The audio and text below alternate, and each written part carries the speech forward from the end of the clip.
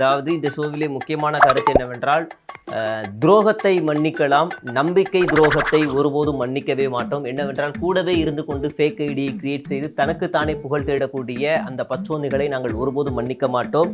அதில் துரியா புத்தா என்ற ஐடியிலிருந்து யோகேஷ் உங்களுடைய எக்ஸ்பிரஷன் வெரி கியூட் என்று வந்திருக்கிறது. இப்படியான செய்யக்கூடிய அவசியமில்லை. உயிரை கொடுத்து அங்கே 3 பேர் நடித்து கொண்டிருக்கும் பொழுது கெஸ்ட்ரோலாக வந்து கொண்டிருப்பதற்கு இப்போ ஸ்பெஷலாக ஒரு கமெண்ட் வருகிறது என்றால் பல சந்தேகங்களை எழுப்புகிறது. இதற்காக ஒரு உளவு படையை நாங்கள் தயார் செய்து கொண்டிருந்து நாட்டு எல்லையில் வைத்திருக்கிறோம். அதில் யார் என்ற அந்த பெண் என்பதை அவர்களே ஒப்புக்கொண்டால் அது நன்றாக இருக்கும். அடுத்த கமாண்டுக்கு போவோம்.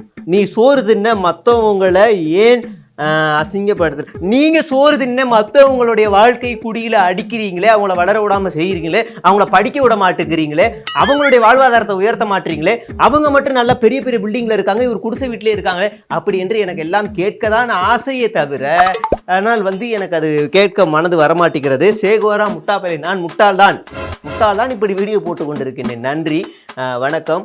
இன்னும் பல மிரட்டல்கள், அசிங்கமான மிரட்டல்கள், அவர்கள் எந்த கட்சியில் இருக்கிறார்கள், எந்த பொறுப்பில் இருக்கிறார்கள் என்று ஒப்புக்கொண்டு ஆடியோ கால் செய்து மிரட்டிய வீடியோ முதற்கொண்டு நம்பர் முதற்கொண்டு கூடிய விரைவில் வெளியிடுகிறோம்.